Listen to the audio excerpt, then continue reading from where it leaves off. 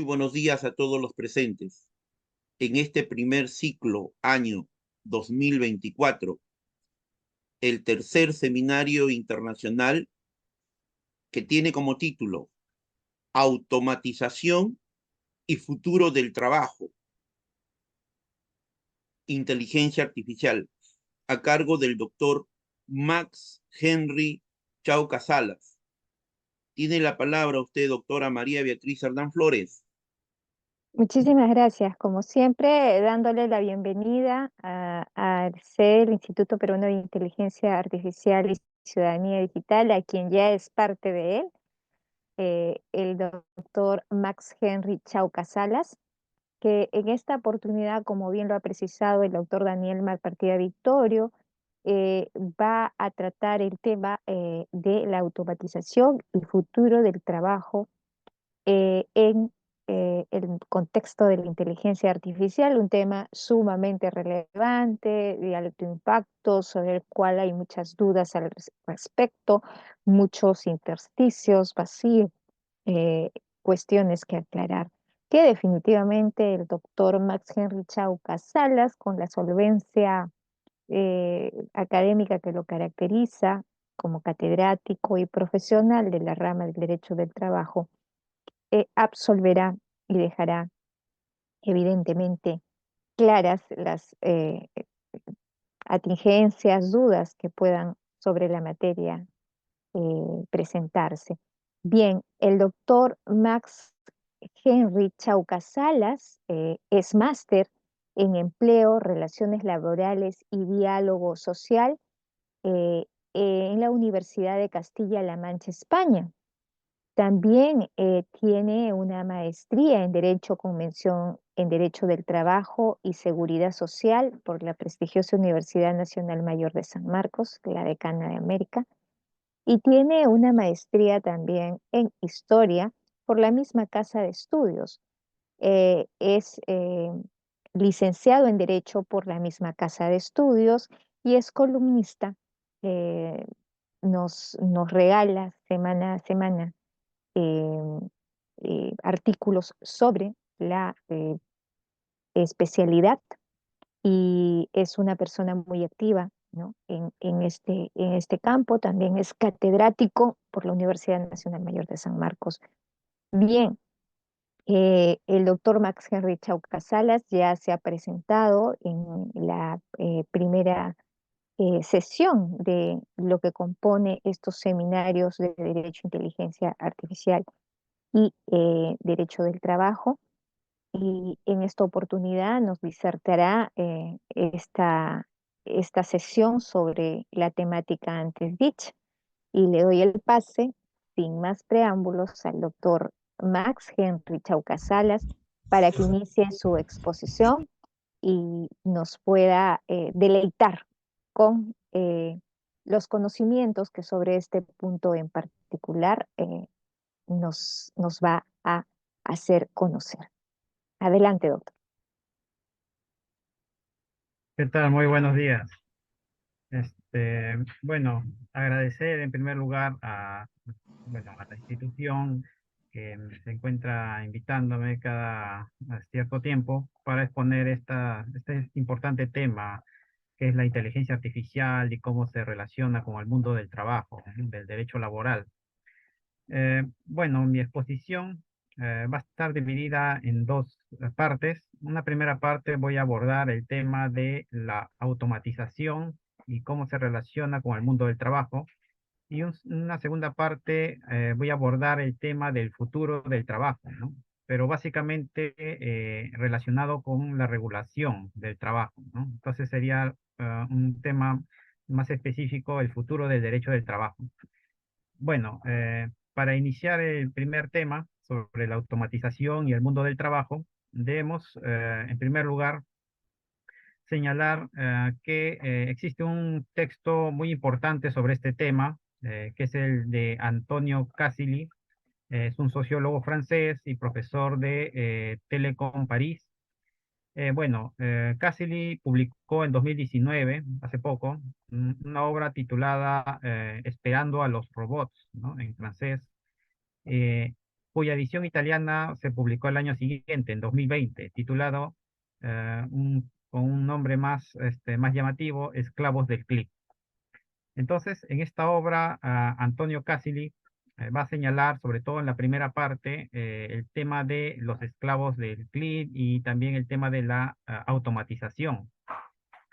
Casilli va a señalar que ya desde mediados del siglo XX eh, se publicaron dos obras importantes de Alan Turing. La primera obra, titulada Sobre los números calculables, señala que, bueno, esto fue publicado en 1936, va a señalar que un postulado que va a constituir la base de las investigaciones sobre la inteligencia artificial y va a afirmar que no existe razón alguna para no aplicar los mismos criterios a los humanos y a las máquinas en cuanto a su capacidad de pensar, de percibir o incluso desear, ¿no? Entonces, Alan Turing va a asimilar a los seres humanos con las máquinas. Otro artículo que se publica va a ser 14 años después, en 1950, donde Alan Turing bueno, publica el texto Las máquinas de calcular y la inteligencia. Y bueno, en este texto va a afirmar también que la posibilidad bueno, va a afirmar la posibilidad de comparar al ser humano con las máquinas en cuanto a acto de calcular un número real, ¿no? Entonces, la posición aquí de Alan Turing va a ser que las máquinas van a ser muy semejantes a los seres humanos en cuanto a varias capacidades, ¿no? De razonamiento, etcétera. Eh, pero esta posición que nos muestra Alan Turing va a ser muy controvertida y ciertos filósofos van a refutar esta posición. Y Cassidy nos muestra que uno de los principales filósofos que van a refutar a Turing va a ser Ludwig Wittgenstein, quien va a señalar que las máquinas de Turing no son sino seres humanos que calculan, ¿no? Es decir, eh, digamos que invierte la idea, ¿no? En lugar de que las máquinas vayan a asemejarse y van a superar a los seres humanos, según Wittgenstein, es todo lo contrario, ¿no? Las máquinas simplemente tratan de alcanzar, digamos, ciertas características de los seres humanos, pero nunca llega a una total automatización, ¿no? Siempre va a requerir de la ayuda del ser humano, según Wittgenstein. Por lo tanto, sería falso que las máquinas puedan volverse autónomas de cualquier intervención humana. Por el contrario, señala Cassidy, su muestra de inteligencia no sería otra cosa que la ejecución mecánica de instrucciones ofrecidas, y es precisamente así como funcionan los algoritmos que regulan los diversos aspectos de nuestras vidas, ¿no? Igualmente, en la actualidad se debate mucho sobre el tema de los algoritmos y vemos que muchos autores van a afirmar que los algoritmos realmente no son neutros, ¿no? Sino que existe ya una configuración previa y determinada para realizar determinado acto, determinada instrucción por parte de las máquinas. Luego, Cassidy también nos señala otro concepto importante que se desarrolló en el siglo XX, que es el de la digital labor, que se traduce como trabajo digital. Señala que este trabajo digital tiene dos concepciones, dos acepciones. En una primera sección va a ser la que se adopta en 2010 para referirse a la automatización completa de la secuencia de trabajo y de los procesos productivos, combinando las innovaciones del sector de la robótica con las de análisis de datos. Por otra parte, otra concepción del trabajo digital va a surgir incluso antes, en el año 2000, y va a referirse sobre todo al elemento humano, en donde las tecnologías ayudan a ser más productivo, empujándolo a realizar acciones que produzcan valor, ¿no? Entonces, existen dos posiciones aquí sobre el trabajo digital. Por una parte, quienes pretenden la automatización completa, el reemplazo de los trabajadores por parte de las máquinas, y la otra posición es aquella que señala que las nuevas tecnologías, las máquinas, van a ayudar al trabajo humano a aumentar su productividad, ¿no? No a su reemplazo. Y bueno, señala Casely que estas dos posiciones justamente coinciden con estas visiones que hemos repasado sobre la posición de Alan Turing y Ludwig Wittgenstein. En cuanto a Alan Turing, eh, tiene esa tendencia de reemplazar a los seres humanos por las máquinas, y Wittgenstein más bien presenta esa posición de valorizar, digamos, de valorar el trabajo humano y de criticar también todos estos aspectos que tienen en las políticas de tecnología, de ocultar el trabajo humano a través de las nuevas tecnologías, como veremos más adelante. Por otro lado, se estudia también el tema de la sustitución de trabajadores por las nuevas tecnologías, siendo una visión que ya se observaba en los economistas ingleses del siglo XVIII. Bueno, señala David Ricardo que ya planteaba esa posibilidad de que las máquinas algún día podían reemplazar a los seres humanos. Pero esta posición, bueno, fue mucho más evidente en el siglo XX, principalmente en 1970, a partir de la década de los 70, con la publicación de una serie de estudios que van a alertar a digamos, al mundo entero sobre la sustitución tecnológica, la sustitución del empleo por parte de las nuevas máquinas.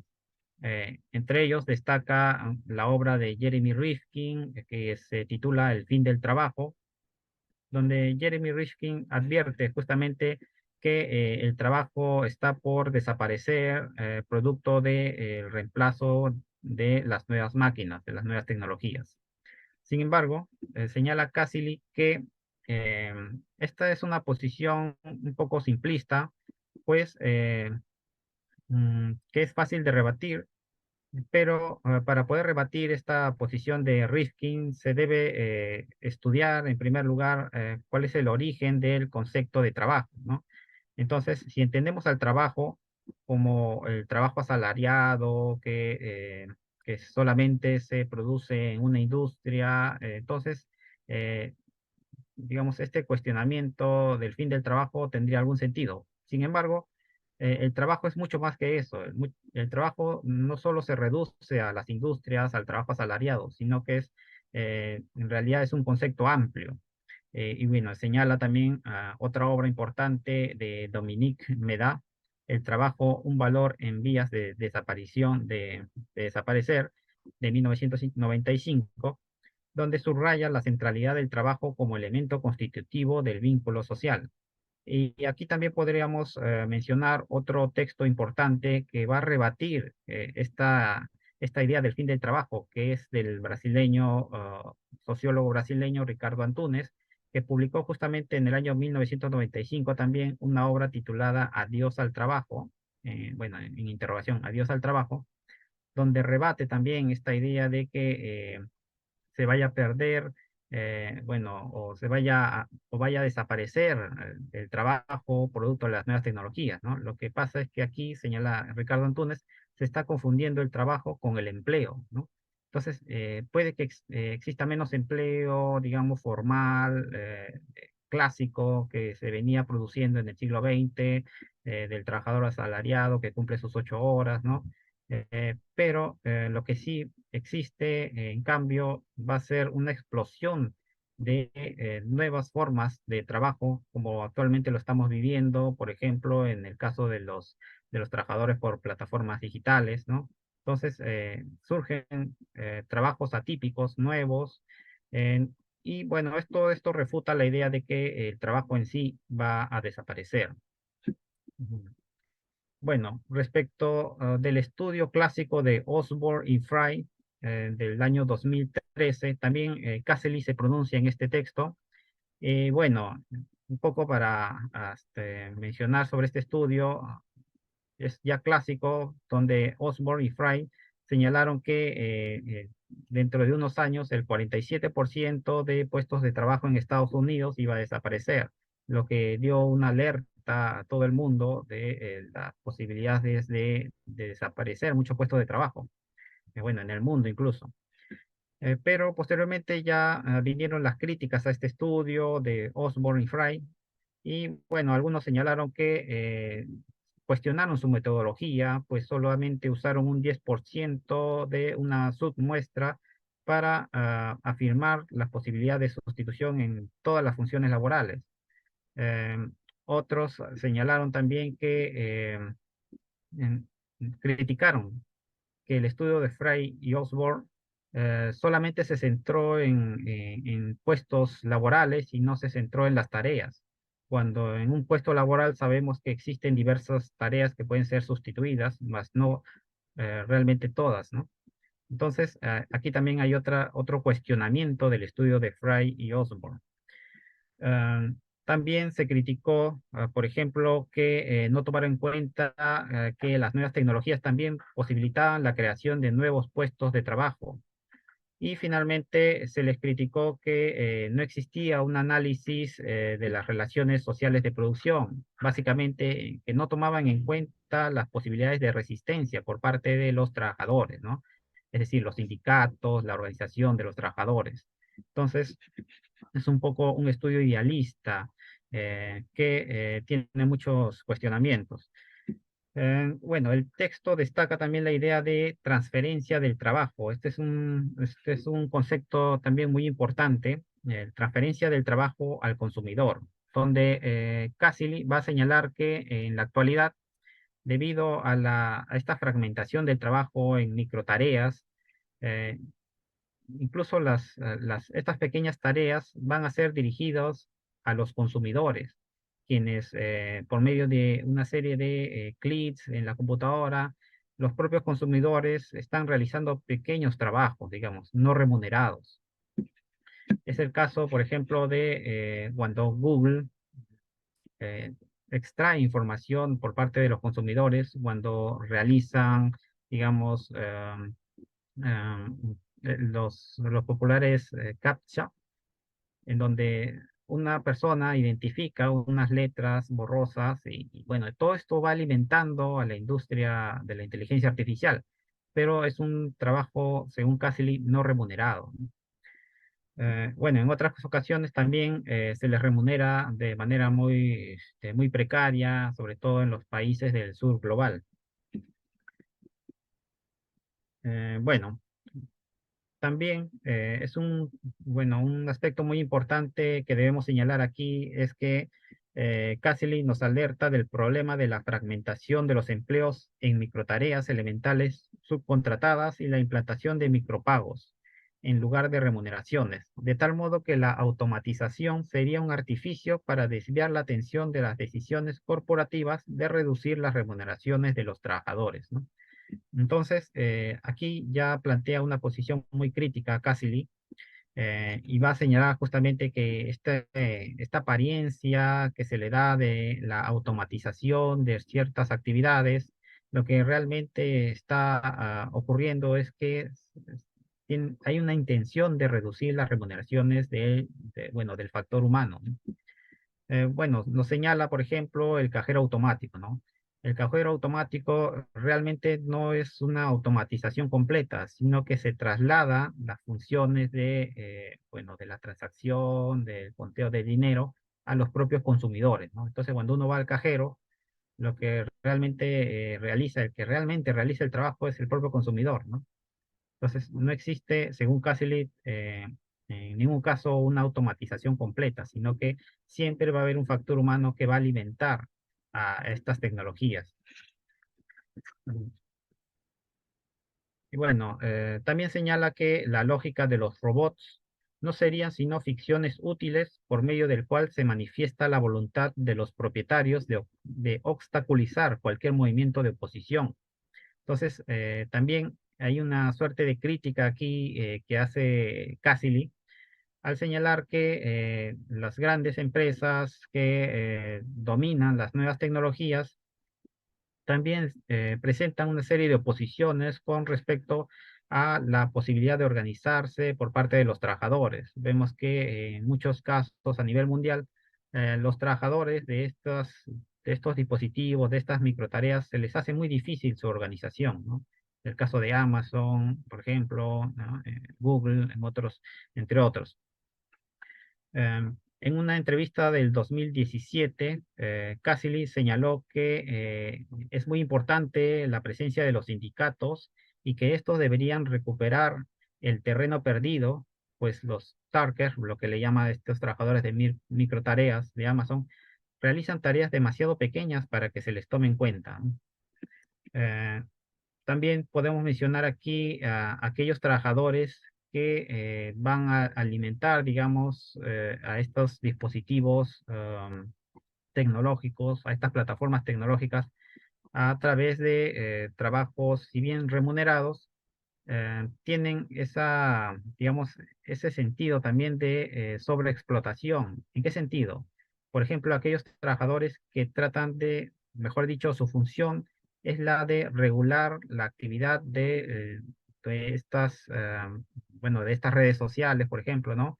De censurar ciertas fotos, videos. Entonces, estos trabajadores que día a día están censurando eh, cualquier, digamos, elemento no deseado por la empresa, entonces también se encuentran afectados ah, por digamos, esta, psicológicamente, ¿no? Están afectados psicológicamente porque diariamente están viendo cosas que son muy censurables.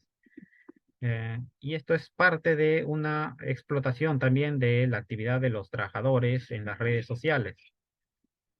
Eh, Aquí entramos ahora al tema del futuro del trabajo y también en específico al futuro del derecho del trabajo. Bueno, en primer lugar debemos señalar que a partir del siglo XXI, muchos autores hablan de que existe una nueva revolución tecnológica, también denominada Cuarta Revolución Industrial o Industria 4.0, en donde las nuevas tecnologías en diversos aspectos, en medicina, en biología, bueno, en astronomía, se integran y van a producir nuevas interacciones a través también del uso del Internet, de la Big Data, de la inteligencia artificial. Entonces,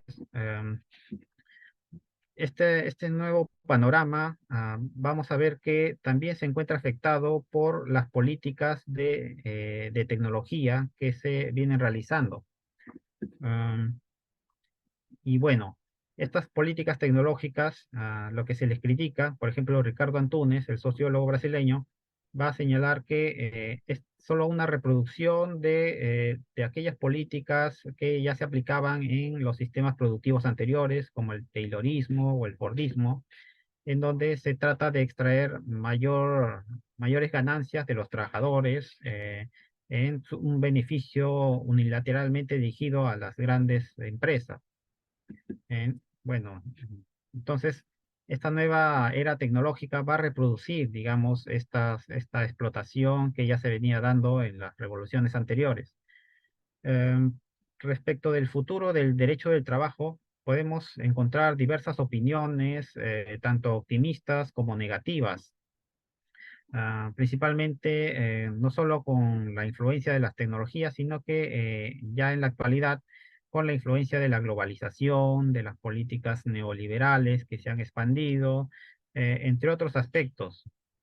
Am, la idea del futuro decadente del derecho laboral lo encontramos en autores desencantados que sostienen la pérdida de vigencia del derecho del trabajo tradicional y que en la actualidad esta área del derecho es solo una regulación de carácter técnico como la bancaria, sin el contenido valórico que la caracteriza, ¿no? Entonces, una posición es aquella que solamente disminuye la importancia del derecho laboral. Por ejemplo, Alan Hyde, quien escribió un artículo, la idea del derecho laboral, justamente tiene esta posición, ¿no?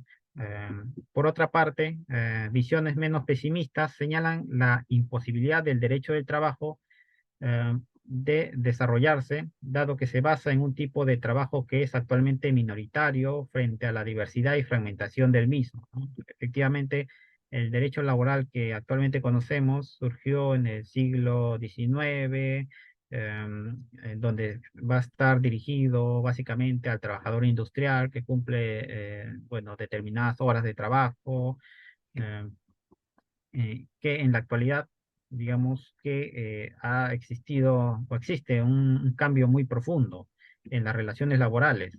Entonces hay una especie de crisis del concepto de derecho del trabajo. Es lo que resalta también Gamonal Contreras en un artículo a propósito del futuro del derecho del trabajo.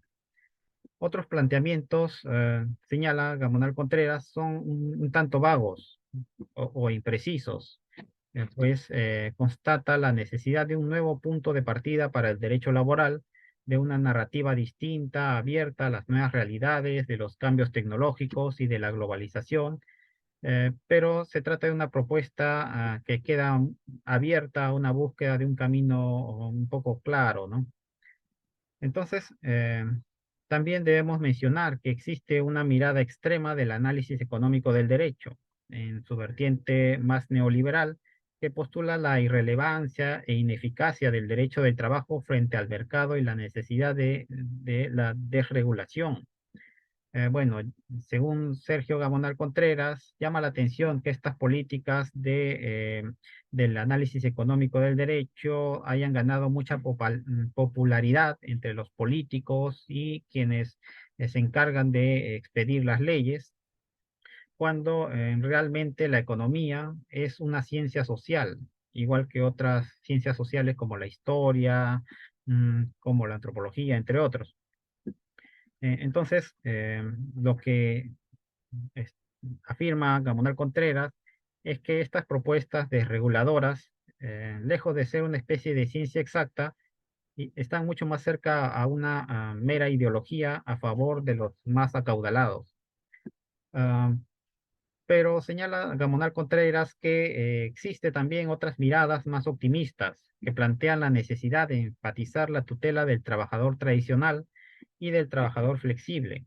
Se trata de una visión claramente reivindicatoria de la idea tradicional de tutela del débil para el siglo XXI, ¿no? De la parte más débil de la relación laboral, en donde se va a reforzar los principios del derecho laboral, constatando que se mantiene como un imperativo vigente la protección de los trabajadores, incluso en los países desarrollados, promoviendo la necesidad de que del derecho laboral se vincule más estrechamente con el sistema universal de derechos humanos, teniendo claro que el objetivo original de esta rama del derecho se ha mantenido intacto, el cual es habilitar a los trabajadores para que busquen justicia en el lugar de trabajo y en el mercado laboral, ¿no? Entonces, Alan Supiot, por ejemplo, también va a señalar esta posición de que los objetivos originales del derecho laboral no se ha movido ni un ápice en el transcurso de estos años, ¿no?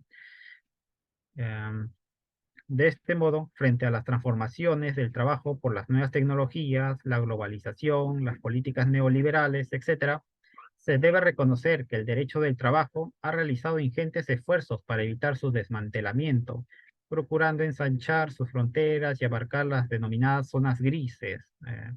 Es el caso de las plataformas digitales, nuevamente, que ya en varios países se está regulando, se está considerando como parte de la regulación del derecho laboral. Bueno, en nuestro país aún solamente se han quedado en proyectos de ley la regulación de las plataformas digitales. Bueno, hay un estudio del Ministerio de Trabajo, pero que a pesar de que le reconoce la subordinación y, bueno, la protección del derecho laboral, no se ha avanzado más, ¿no? De este modo, se ha planteado que la subordinación debe mantener su rol central para definir a los sujetos protegidos por esta rama jurídica. Eh, Así, un elenco relevante y cada vez más abierto de criterios presuntivos de laboralidad es objeto de discernimiento en vastos ámbitos doctrinarios y jurisdiccionales para determinar si existe o no vínculo laboral alcanzado por la protección jurídica de la disciplina. Bueno, esto señala Rosenbaum justamente en una conferencia que dio nuestro país en el año 2022. Efectivamente, el concepto la presunción de laboralidad, ¿no? De los indicios de laboralidad que se utilizan en las áreas relacionadas con la jurisdicción, la jurisprudencia, también ayudan a abarcar o ampliar el manto protector del derecho laboral a áreas que son consideradas como nuevas, como es el caso de los trabajadores, vía aplicativos, entre otros aspectos. Por ejemplo, Adrián Todoli, en varios artículos y textos, ha mencionado que los trabajadores por plataformas digitales cumplen una serie de requisitos de presunción de laboralidad, ¿no? De varios indicios de presunción de laboralidad, y termina afirmando que su regulación debe estar abarcado por el derecho del trabajo. Ah, Esto en nuestro país es de suma urgencia su regulación, ah, porque vamos a ver que estos trabajadores, principalmente, por ejemplo, los riders, los repartidores por aplicativo, se encuentran constantemente expuestos a una serie de accidentes de trabajo, entre comillas de trabajo, porque no está regulado dentro de la normativa laboral, pero que se necesita, digamos, una regulación específica para cubrir todos estos aspectos, ¿no? Todos estos riesgos de los trabajadores por aplicativo. A pesar de estos progresos, son muchos los seres humanos que trabajan, pero que están fuera del círculo del derecho laboral tradicionalmente considerado. Es el caso también de los trabajadores informales, que en nuestro país tiene una suma muy elevada, más del 80%, incluso luego del COVID-19, esta cantidad se ha elevado. Entonces, es parte de la crisis del derecho laboral, que no ha podido, digamos, ampliar su manto protector a estas áreas. Otro aspecto que también, digamos, se aleja del derecho laboral, otros trabajos, es el caso del fraude a la ley, que procura encubrir bajo formas no laborales vínculos de trabajo efectivamente dependientes y por cuenta ajena, ¿no? Entonces, en este aspecto coincidimos con Gamonal Contreras en que los derechos humanos tienen aquí un rol muy importante para definir, para hacer que los estados puedan regular estas relaciones laborales que se encuentran, digamos, alejadas del manto protector del derecho laboral. Ya poco a poco, digamos que han ido reconociendo una serie de derechos, por ejemplo, a nivel del sistema interamericano de derechos humanos, ya se ha estado reconociendo el derecho de huelga de los trabajadores. Hay un audio ahí. Eh, Muchas gracias. Es- sí, señalaba que ya el sistema interamericano de derechos humanos ha ido implementando y reconociendo una serie de derechos, como es el caso del derecho de huelga. La propia Corte Interamericana de Derechos Humanos, en una opinión consultiva, ha señalado que el derecho de huelga se deriva también de otros derechos, del derecho de negociación, del derecho de libertad sindical también, tomando en cuenta la doctrina de la propia Organización Internacional del Trabajo. Bueno, entonces, según Rosenbaum, existe una serie de planteamientos de regulación del derecho laboral, de los cuales él va a mencionar cuatro principales. En primer lugar, tenemos la degradación de la normativa laboral, que es básicamente el planteamiento neoliberal, en donde se basa en los planteamientos de Ronald Reagan y Margaret Thatcher, ¿no? Que a partir de ellos, digamos, ganó popularidad, ah, que tiene digamos, por su efecto transformador con el devenir histórico, representaron un fuerte reemplazo de los postulados de la socialdemocracia por un hiperliberalismo desregulado y considerado un sistema natural global, que se tradujo en amplias regiones del orbe donde se redujo la economía productiva a costa del aumento de las finanzas especulativas, pero fundamentalmente por los nefastos resultados que produjo este fenómeno sobre la calidad de vida y bienestar de las clases populares, ¿no? En nuestro país, las políticas neoliberales se introdujeron en la década de los 90 a través de la flexibilización de las normas laborales. Y como señala Jorge Rendón Vázquez, a pesar de de las intenciones que tenía esta flexibilidad laboral, no se logró muchos aspectos que se planteaba. Por ejemplo, no logró reducir la tasa de desempleo, no incrementó el valor agregado de los productos, no aumentó también las ganancias del fisco. Entonces, en realidad, lo que se produjo aquí y en muchas partes de Latinoamérica con la flexibilización laboral es solamente incrementar las ganancias de las grandes empresas, ¿no? Ya.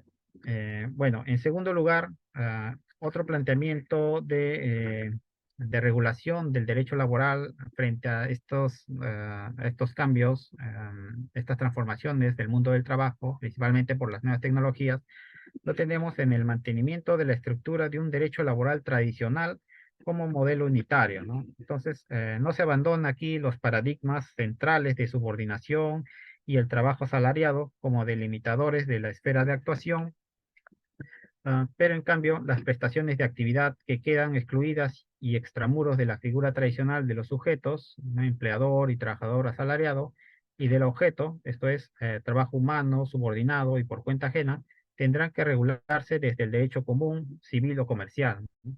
Ese es su gran defecto de este planteamiento. El siguiente planteamiento es el de la promoción de un sistema de regulación del trabajo diferenciado y múltiple. Bueno, se propugna la idea básica de que una realidad diferenciada debe ser regulada a través de normas que se ajustan a las particularidades de los nuevos trabajos, ya que el derecho puede reglamentar la realidad, ya que el derecho también puede reglamentar la realidad y mejorarla. Este es el planteamiento básicamente del laboralista uruguayo Juan Raso Delgue, en donde existe una diferenciación de la regulación laboral según el tipo de trabajo que se realice. Finalmente, tenemos la ampliación de las fronteras del derecho del trabajo. Este planteamiento posibilita abarcar las formas atípicas o diferentes de la relación laboral en su ámbito de aplicación, así como asegurar la transición de los trabajadores empleados en la economía informal o en la precariedad hacia el marco de un trabajo decente. En este aspecto, Alain Supiot, laboralista francés muy conocido, postula elaborar un derecho laboral común que se aplique lo mismo al trabajador independiente que al dependiente, entendiendo que ya se presagia esta evolución, señala Supiot, en materia de higiene y seguridad laboral, en materia también de formación profesional o en materia de derecho de jubilación. También dentro de este grupo de ampliación de las fronteras del derecho laboral, lo tenemos en Arturo Bronstein, quien señala que el derecho del trabajo deberá evolucionar para tratar de abarcar a todos los trabajadores y no solo a aquellos que se encuentran en la relación de trabajo subordinado, lo que él va a denominar una transición del derecho del trabajo al derecho de los trabajadores, de todos los trabajadores.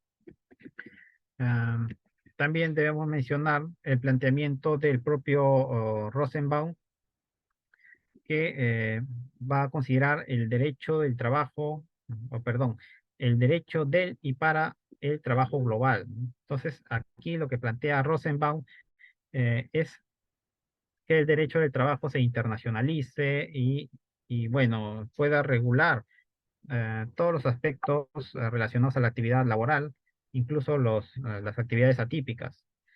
Se concibe al derecho laboral bajo una función omnicomprensiva de protección del trabajo y consiguientemente de los trabajadores bajo todas sus formas y modalidades, aunque la protección deba adaptarse, señala, a las respectivas condiciones. Señala Rosenbaum, pensamos que se trata de proteger al trabajo globalmente, considerado en la medida que detrás del mismo haya un ser humano, individuo, persona, ciudadano, que debe ser respetado en su dignidad e integridad, dotándosele de una capacidad real para obtener ingresos a través de sus habilidades y capacidades laborativas, redundando en que resulte útil e integrado a la comunidad en razón de la productividad de su esfuerzo físico e intelectual. Este planteamiento también ya era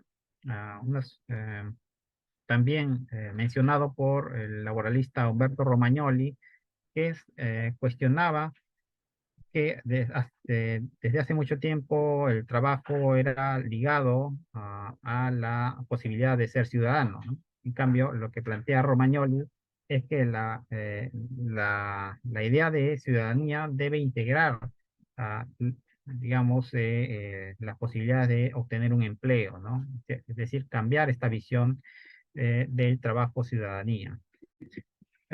Bueno, entonces, viendo estos planteamientos, podemos señalar que se debe ampliar justamente el marco protector del derecho del trabajo,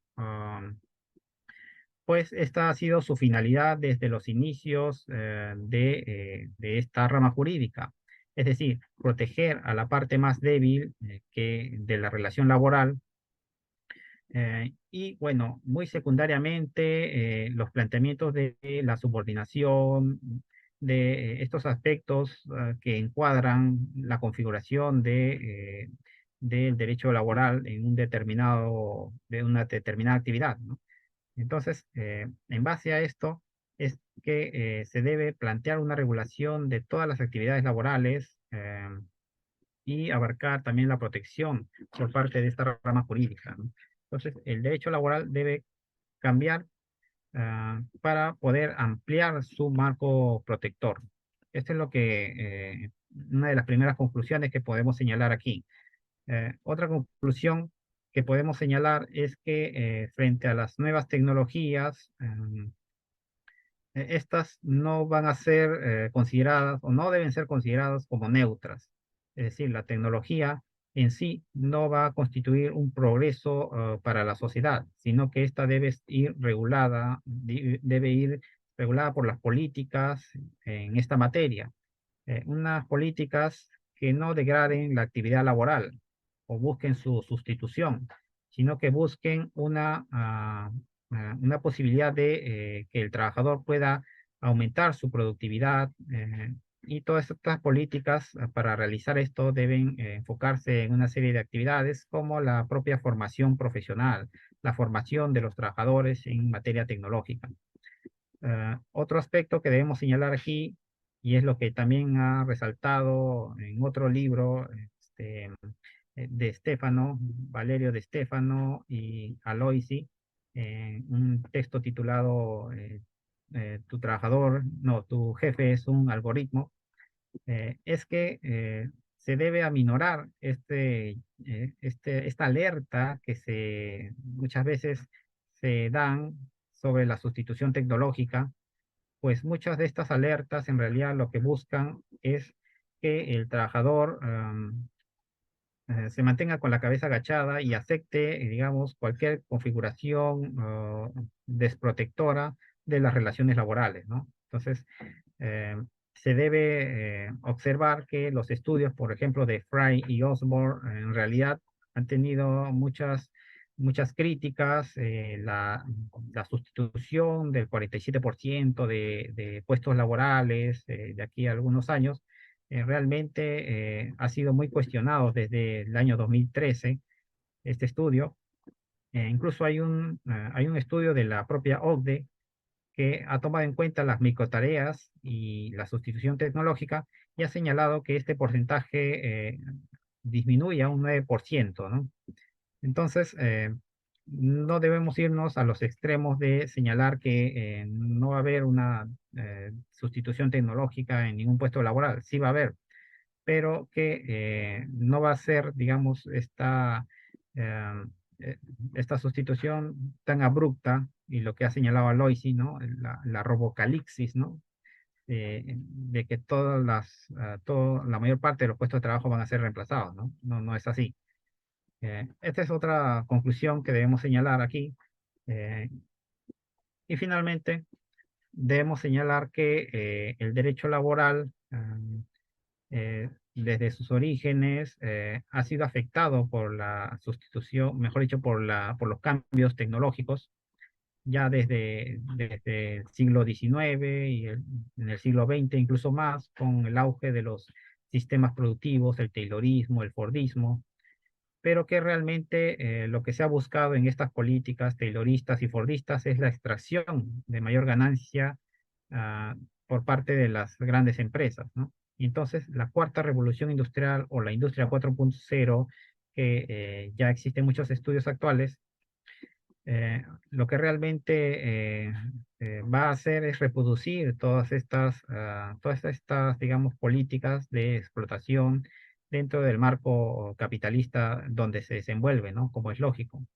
Y el derecho del trabajo, a pesar de que, digamos, es parte de este, digamos, engranaje de este sistema, también tiene posibilidades de reivindicación, de dar mayores derechos a los trabajadores y actualmente existe una mayor posibilidad con el reconocimiento de derechos fundamentales del trabajo y los derechos humanos, ¿no? Entonces, queda abierta una posibilidad, un cierto optimismo en esta rama jurídica, al menos, en cuanto a esta irrupción, a esta crisis que se vienen constantemente produciendo en todo el mundo.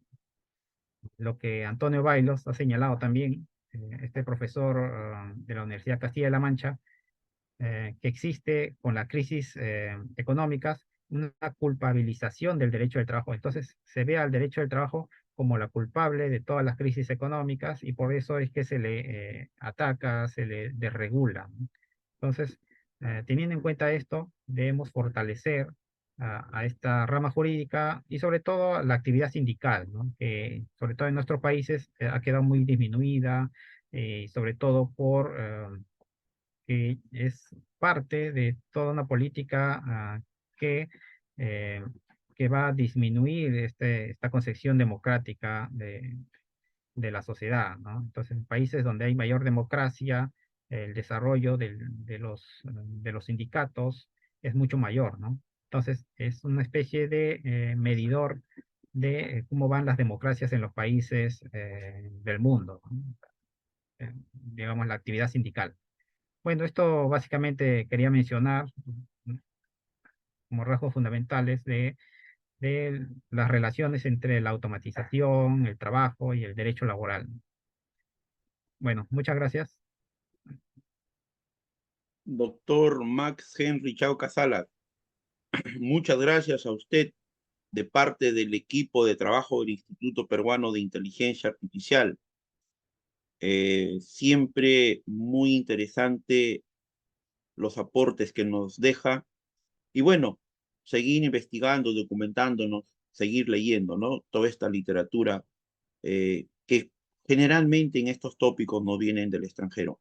Doctora María Beatriz Cerdán, ¿me escucha usted? Doctora María, Sí, tiene usted la palabra, doctora. sí, justamente a propósito de la disertación del doctor respecto justamente a cómo es que podríamos entender los límites, los contornos de la automatización del trabajo, ¿no? Y su impacto, y el impacto que tiene, le decías, en la automatización del trabajo. Él inició su presentación precisando lo siguiente, ¿no? Un momentito para poder revisar mis notas porque él ha sido bastante puntual. Em, en realidad lo que el doctor nos ha dicho es que estas temores, estas posturas respecto de que el ser humano, el hombre, va a ser reemplazado por la máquina, pues ya venía de larga data, ¿no? No es un temor, una cuestión a discutir necesariamente de estos tiempos. Ya David Ricardo hablaba del reemplazo eh, eh, del hombre por la tecnología, ¿no? Lo que el doctor en su cátedra de hoy ha llamado sustitución tecnológica, ¿no? Así se precisa. Entonces, ¿cuáles son eh, para usted, doctor Chauca, en el contexto actual, eh, las consideraciones o los supuestos por los cuales eh, vamos a tener necesariamente que enfocar más la tarea hacia ver el trabajo como no en sí mismo, en un sentido amplio y no como una visión restringida de empleo, ¿no? Entonces usted había dicho de que hay una diferencia conforme citó a Antunes, que el trabajo no es igual al empleo. Entonces, aquí hay una situación muy sensible respecto de que varios sectores, con el advenimiento de las IAs, han sentido de que se va a desplazar al humano en su quehacer, ¿no? En su quehacer, en el trabajo. Pero en realidad, a través de lo que ha sido su exposición, podemos concluir que el empleo y el trabajo son algo distinto. Inclusive usted ha fundamentado con un autor que, si no me equivoco, fue, eh, déjeme ver, bueno, no he tomado nota del autor, pero el postulado del autor eh, que usted citó decía que había que entender al trabajo en un sentido amplio como un elemento constitutivo del vínculo social. Eso es lo que usted precisó. Entonces, ¿cómo podremos ver al trabajo como ese elemento constitutivo del vínculo social y transformarlo en los distintos sectores en algo totalmente valioso, eh, redefinido, eh, digamos que reconstituido y con el mayor provecho para la sociedad en el marco de las IAS, teniendo en cuenta que algunos tipos de empleos, ¿no?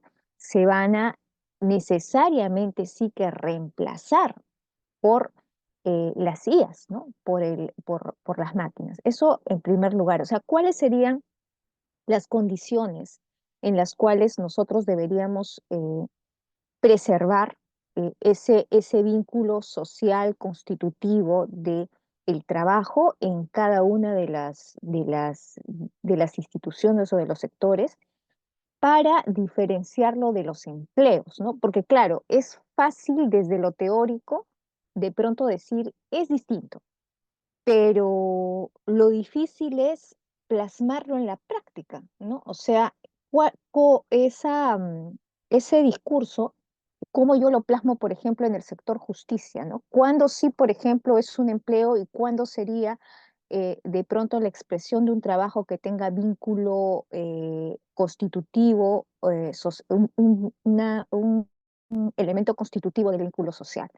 Dentro, por ejemplo, de lo que nosotros conocemos, hablo del sector justicia, porque usted y yo hemos transitado por allí en algún momento de la vida o seguimos transitando en él. Entonces, y es un sector que conocemos bastante bien. Entonces, es un buen ejemplo un buen referente para poder hacer algún ejemplo respecto de esto, ¿no? O en el tema fabril, ¿no? Una fábrica, o qué sé yo. Entonces, vamos a tener que hacer una diferencia entre aquello que es empleo y aquello que es trabajo,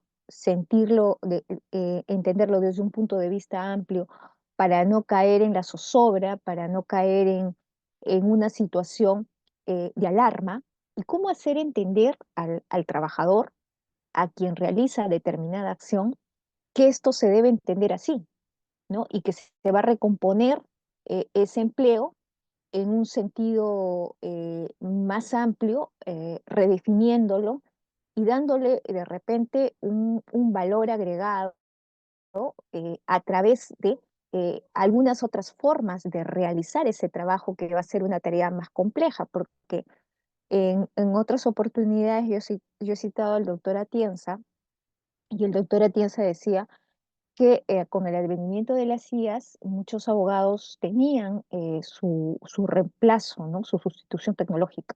Y porque iba a venir una inteligencia artificial predictiva, de repente hablo desde mi sector, que iba a hacer ese trabajo, ¿no? Y entonces, ¿y los demás qué hacemos? ¿No? Porque entonces se van a reducir los puestos de trabajo. Entonces él decía, bueno, tranquilos, porque a nosotros lo que nos va a salvar, digamos, este tema es que nos vamos a dedicar a los temas más complejos. Entonces, tal vez yo especulo en esa complejidad, tal vez en esa actividad de pensar lo complejo, hablo en el sector justicia, radique justamente ese elemento constitutivo del vínculo social, porque serán las tareas de más alto impacto en cada una de las profesiones, lo que finalmente se requiera para entender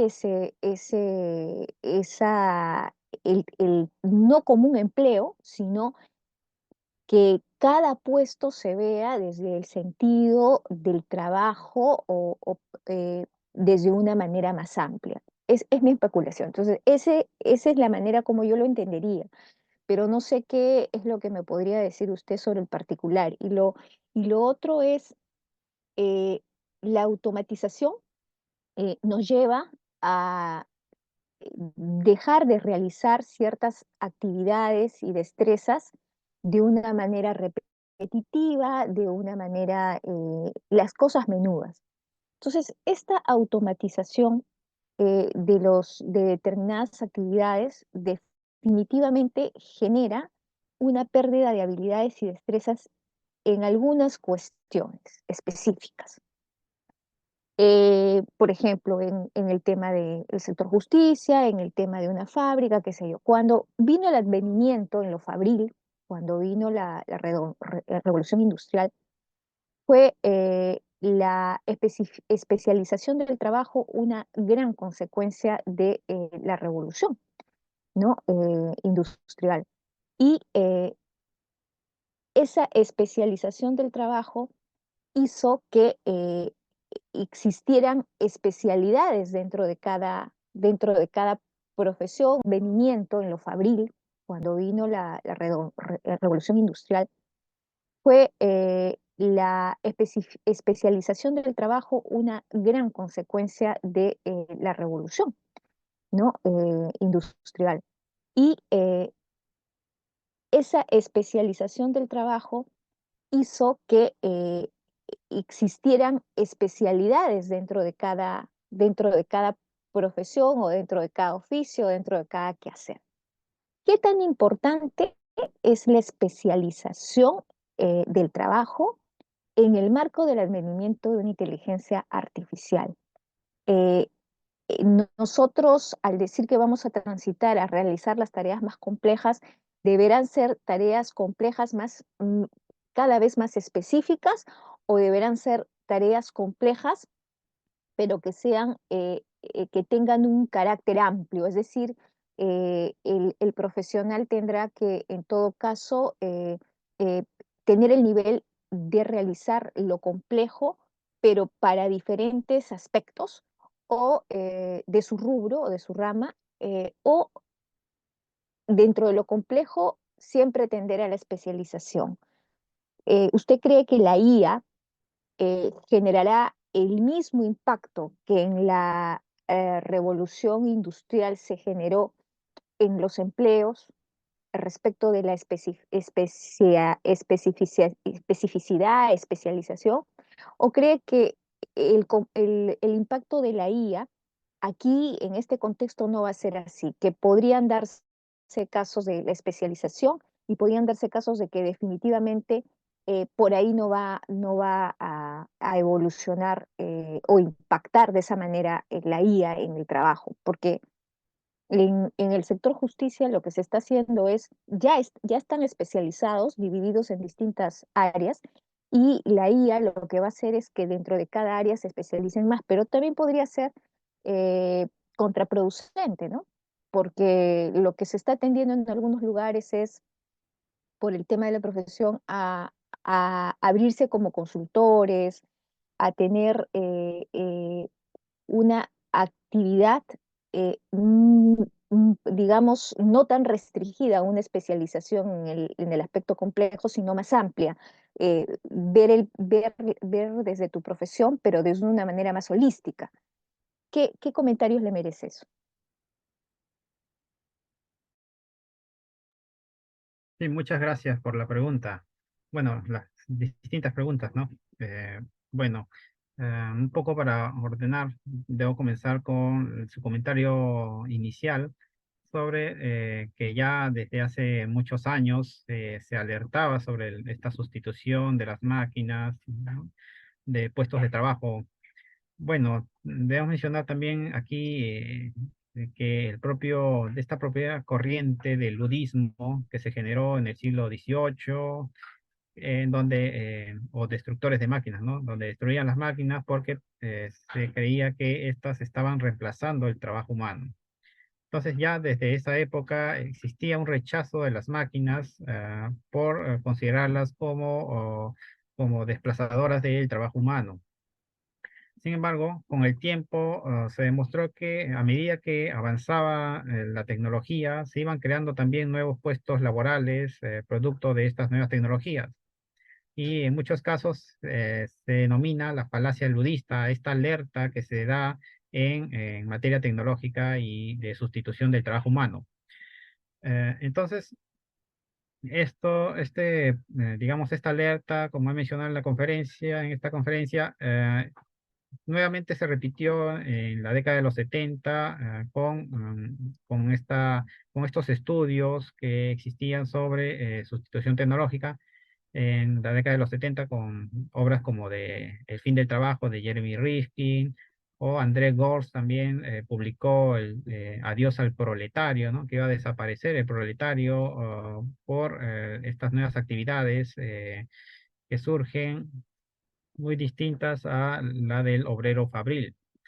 Sin embargo, también existen estudios que van a refutar estas concepciones finalistas del trabajo humano y también de estas ideas de la era postindustrial, etcétera, ¿no?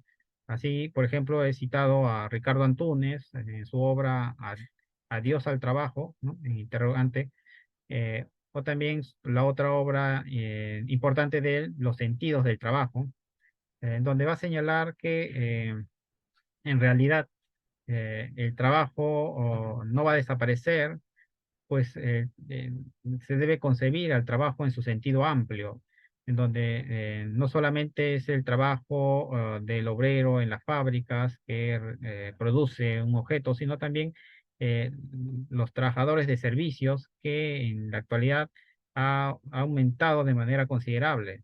Los trabajadores de servicios también pueden ser considerados parte de, digamos, de la clase trabajadora, según Ricardo Antunes, ¿no? Bueno, Ricardo Antunes lo denomina clase que vive del trabajo, ¿no? Entonces, para designar a todos estos trabajadores, a los trabajadores de servicio, a los riders, ¿no?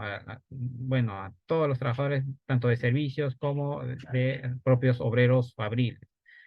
Eh, entonces, en esta nueva concepción de trabajo ampliado, vemos que se va a considerar una nueva faceta, ¿no?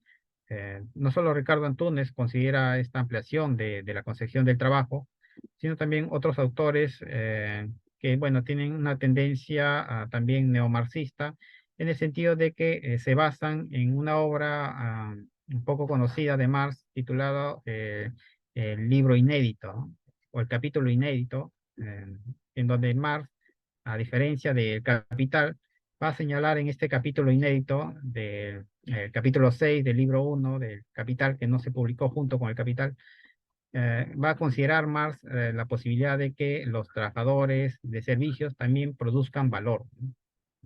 Entonces, a partir de esta concepción, muchos autores, basándose en esta obra, van a ampliar el concepto de trabajo y van a considerar también a los prestadores de servicios, ¿no? Los profesores, a quienes también realizan obras de teatro, por ejemplo, ¿no? Que también alimentan al propio capital, ¿no?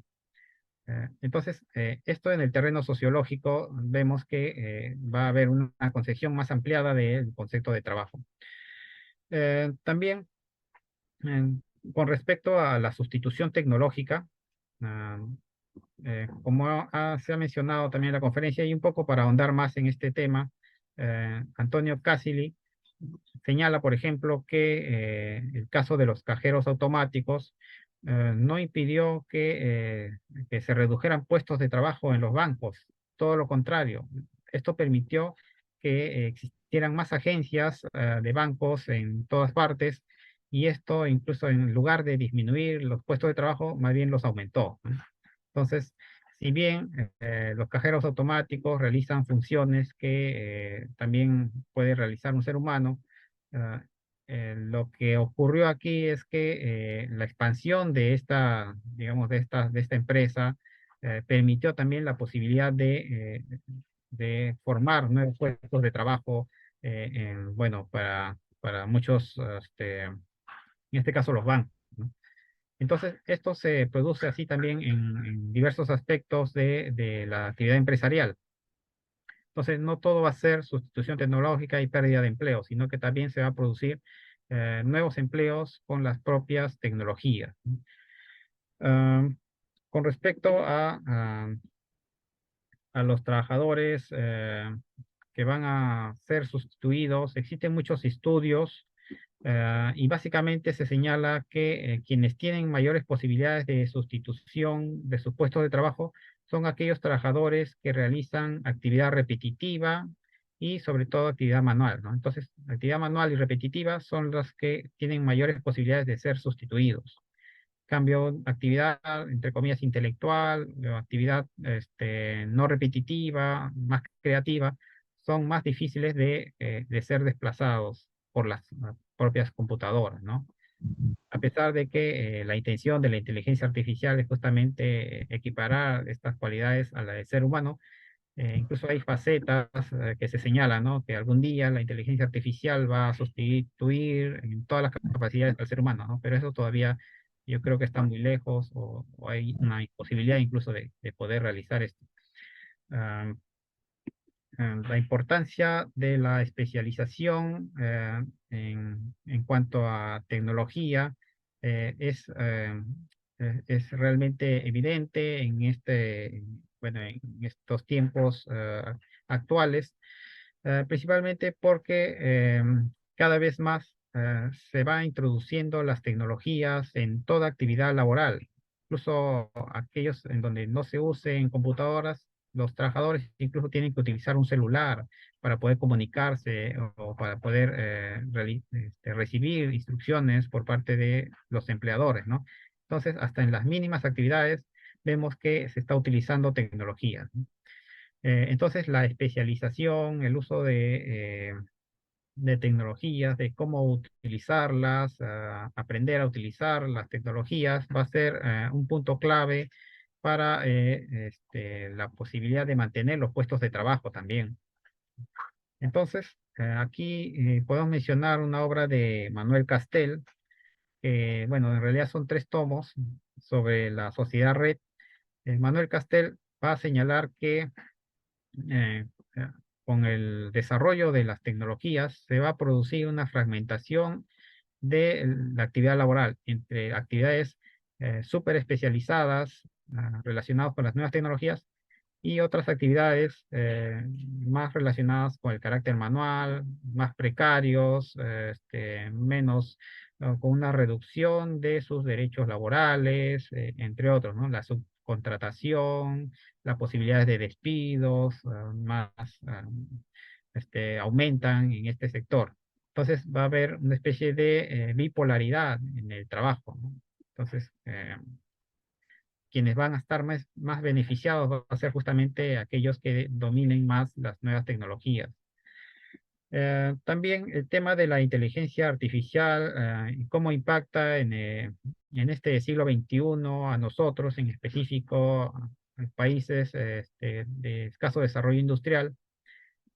Podemos decir que de igual forma vamos a sentirnos afectados, eh, pero digamos, en otro aspecto, ¿no? En los países de alto desarrollo industrial, lo que va a ocurrir más bien es esta sustitución tecnológica que señalo en actividades súper especializadas y actividades que no lo son.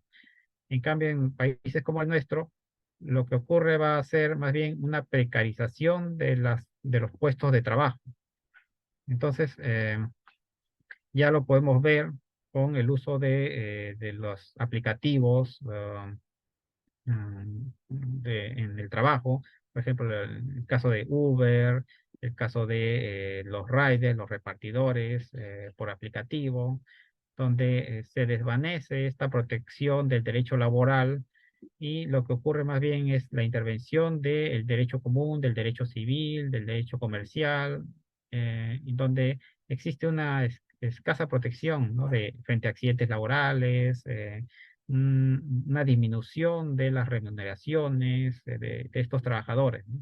Entonces, ese impacto de las nuevas tecnologías, la inteligencia artificial, en países como el nuestro va a ocurrir de ese modo, ¿no? En una precarización de las relaciones laborales, más que una sustitución tecnológica, digámoslo así, eh, o de una automatización completa de los puestos de trabajo.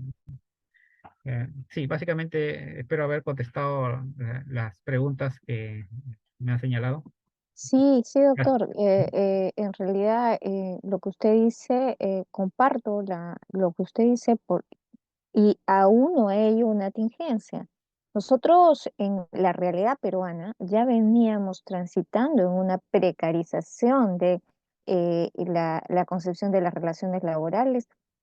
Se desnaturalizó el CAS y además se sigue haciendo un mal uso de la contratación de servicios por terceros, que es una explotación, es la esclavitud moderna, es la esclavitud moderna porque, eh, a ver, pongo en un escenario, yo tengo una inteligencia artificial que hace una serie para ponerlo en el contexto de la inteligencia artificial, pero estos hechos son ex ante inclusive a que pueda haber cualquier tipo de app, inteligencia artificial o lo que se llame, porque estas vulneraciones ya vienen de tiempo atrás. Entonces, yo determinadas actividades mediante el aplicativo, mediante el uso de una inteligencia artificial, puedo satisfacer las necesidades que el servicio del rubro de mi empresa requiere o de mi sector. Perfecto. Y para aquello que es muy necesario, específico, y yo necesito un personal calificado para pensamiento abstracto, complejo, en cualquier rubro que este sea, bueno, utilizo una contratación por terceros, de servicio por terceros. Lo que se hace ahora en realidad, se continúa con la precarización de la relación laboral porque finalmente contratas por terceros y lo que haces es desnaturalizar esa figura porque finalmente le exiges un horario, porque esas personas van en un horario de 8 de la mañana a 4:45, siendo que es prácticamente, debería ser un trabajador como el destajo, ¿no? Ni siquiera con la necesidad de que vaya a prestar el servicio en el local. Él podría tranquilamente prestar su servicio en las horas que él crea conveniente porque está definitivamente sujeto a su expertise. Si el trabajo lo hace en una hora, puede tranquilamente disponer del resto del tiempo porque ya entregó el trabajo para el que ha sido contratado. Sin embargo, y para usted seguramente no es una novedad lo que le voy a contar, en el sector público tenemos contratos por terceros que trabajan de 8 de la mañana hasta la hora que puedan salir y jamás salen con la luz del sol. Entonces, esa ha sido una manera como se ha dado vuelta a la ley, se ha desnaturalizado también la relación laboral, se ha migrado, como usted dice, a un aplicación de normas civiles, porque es así, finalmente a eso se ancla, y en realidad lo que tenemos es muchas personas que debidamente asesoradas podrían demostrar relación laboral, porque está la subordinación, está la jerarquía, está el horario laboral, hay muchos elementos del el contrato de trabajo que podrían demostrar. Sin embargo, esta vulneración de derechos se hace de manera reiterada en, en el Estado y en los privados también. Y es consabido también las vulneraciones que se han dado a través del contrato administrativo de servicio, ¿no? Entonces, aunado a eso, aunado a esa situación, viene eh, esta posible precarización, más aún en este contexto de las relaciones laborales. O sea, lo que quiero hacer notar es que para los países en vías de desarrollo es durísimo el impacto. Tal vez eh, en otras latitudes, en donde hay una mayor protección y garantismo de los derechos laborales, el advenimiento de las CIAs no nos cause tanta preocupación. Pero en el contexto que usted y yo conocemos, ¿no? Ya impactado por estos desmedros, por estas mermas, definitivamente hay que tener muchísimo cuidado con las formas garantistas con las que se tenga que regular también el impacto de las CIAs en esta materia. No sé si usted comparte esa opinión, porque realmente usted ha dicho que la consecución es la precarización, pero ya nosotros veníamos en una situación de precariedad. Es la verdad. Y entonces, por ejemplo, el teletrabajo también. Uno diría, bueno, con el advenimiento de las CIAs, de las apps, esto es muy favorable porque nos va a permitir trabajar desde casa y finalmente todos los que trabajaron en pandemia mediante el teletrabajo han podido disfrutar las mieles de de la ausencia de desconexión digital. Hasta la 2 de la mañana te mandaban mensajes, conozco muchos docentes de universidades, institutos, de escuela, abogados, etcétera, que francamente llegaron a un nivel de estrés terrible porque ya no había una diferencia entre tu jornada laboral y tu periodo de descanso, ¿no? Entonces, todas estas cositas aunados al impacto de la inteligencia artificial en el caso de los países en vía de desarrollo, en el caso de la región Latinoamérica, deben ser trabajados de una manera muy, pero muy cuidada, bajo un escenario previo de precarización de relaciones laborales en el que ya hemos transitado. No va a ser el impacto el mismo frente a una potencia como Estados Unidos, Japón, ¿no? O algún país de Europa que esté, digamos, con una estructura, garantismo del derecho laboral muchísimo más maduro, ¿no?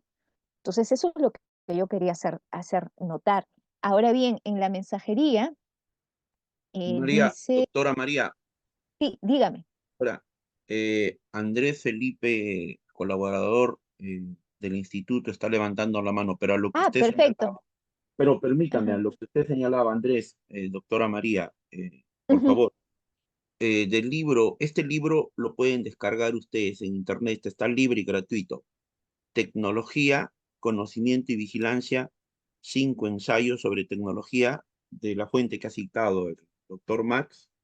Yo ujú. solamente quiero referirme a un párrafo, después ya voy a hacer mi intervención. A lo que usted señalaba, doctora María, por favor, doctor Max, progresivamente el enfoque exclusivo en el trabajo libre da paso a nueva evidencia. Demuestra que el trabajo digital es en realidad un continuum de humanos no remunerados, micros pagos y actividades tarificadas, mal remuneradas, abarcando así el tipo de acciones realizadas por los usuarios de medios de participación, así como trabajo a destajo, bajo en plataformas. Esta visión está en línea con los enfoques preexistentes sobre actividades humanas generadoras de valor que quedan fuera de los lugares de trabajo tradicionales. El trabajo invisible de mujeres, y de grupos marginados privados de sus derechos. El trabajo de audiencia en los medios tradicionales y el trabajo inmaterial. Entonces, la posición de él, que muchas veces ha visitado Bolivia, el doctor Cafili, que muchas veces ha visitado Bolivia presencialmente, nos advierte lo que decía la doctora María Beatriz Artán en el contexto de pandemia. Yo estuve de coordinador, yo de lo que trabajaba normalmente, mis 24 horas que corresponden a mi semana, nosotros empezábamos a las 7 de la mañana y terminábamos entre la 1 y 2 de la madrugada. No había límite de llamada, de correo. Tú podías tener con el celular, con la computadora y con la laptop reuniones así, permanentes, constantes, llamadas. Entonces, lo que él nos dice aquí, lo he escuchado al doctor Max, su ponencia, lamentable, lamentable, porque sobre el derecho laboral en el contexto del sector público, nosotros siendo abogados, yo docente, da pena pues todo lo que nosotros mismos hemos permitido. Entonces habría que preguntarnos, ¿no? ¿Cuál es el papel de nuestra Constitución? Todo lo que nosotros hemos permitido, dijo la doctora María Beatriz, desconexión digital, eso nunca hay. Eso nunca ha habido. Yo estoy viniéndome en un taxi, me estoy viniendo en el tren o me estoy viniendo en un móvil y me sigue llegando los mensajes del trabajo. Los mismos jefes no entienden ese concepto. No entiende que hoy día es sábado, domingo, te sigue llegando, día feriado, te sigue llegando. Entonces hay un tema de una cuestión cultural que nosotros hemos permitido, los ciudadanos, en general, todos los que vamos a escuchar en América Latina y en Iberoamérica, nosotros los profesionales del derecho hemos permitido y consentimos, y realmente todo esto se nos escapa de la mano, porque voy a terminar diciendo esta parte de mi intervención. Siendo coordinador, muchos colegas se enfermaron, no podrían, no pudieron defender sus horas laborales, su derecho al trabajo, su derecho al descanso, su derecho a la desconexión, y esto no se dice mucho en el país. Muchos docentes en actividad fallecieron por ignorancia a lo que era el COVID, por ignorancia a los cuidados fundamentales de los protocolos que en ese momento se debía saber. Muchos por estar en conectividad sincrónica, con su trabajo, con su responsabilidad laboral, dejaron pasar el tema de la salud. Doctora María Beatriz, doctor Max, hay Sí, de manos levantadas del doctor Andrés, el doctor, el ingeniero Alberto Zaira. ujú. Bien, le doy el pase a ver, este, discúlpeme, voy a El sacar doctor otro chat. Andrés, desde Sí, Cali, Colombia. adelante. Sí, adelante, doctor Andrés. Muy buenos días a todos y a todas. Bueno, pues para muestra un botón, a mí me gusta ser siempre muy sincero. Me gusta tomar lo que he vivido en mi vida pues como parte de los procesos investigativos. Y en ese sentido, pues una corta intervención. mm, yo pues vuelvo y me repito, como muestra un botón, en este caso soy yo. Toda la vida laboral la he vivido como lo que en Perú llaman contratación por terceros, como decía la profe María, ya que llamamos tercerización. Y toda la vida la he vivido desde ahí, la vida laboral, como tercerizando básicamente. Y pues con la correspondiente pauperización en las condiciones laborales. Y eso lo hizo una persona que se crió básicamente en el siglo XX y que inicia su vida laboral en el siglo XXI.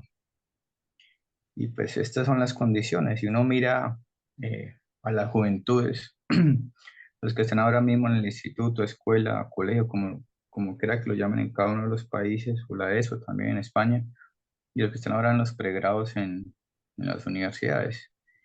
Y en ese panorama del advenimiento de esto que llaman inteligencia artificial, como ahora se mencionó muy bien esa precarización laboral, que ahora una persona que tiene 38 años, pues hace manifiesto que tal cosa sí existe y que no es algo muy marginal, sino que es algo muy presente y ocurre mucho en esas generaciones en las cuales yo hago parte.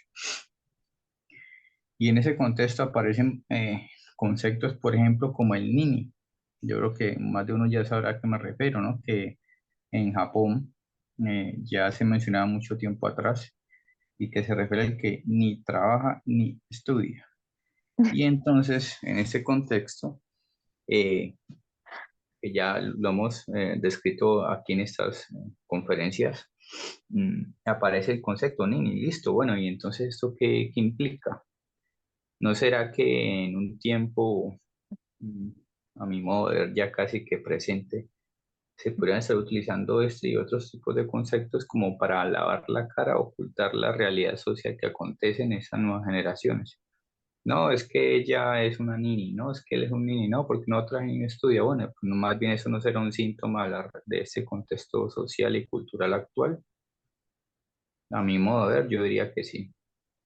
No tanto de pronto la persona que ha decidido por ciertas situaciones subjetivas ser un nini, sino más bien una buena parte de la población que por situaciones sociales, económicas y culturales termina siendo obligado a ser un nini. Y esta situación también, es decir, el Nini y la situación de la tal flamante y llamada ciudadanía digital, con el profesor Daniel y la profesora Marín más adelante trataremos en una conferencia.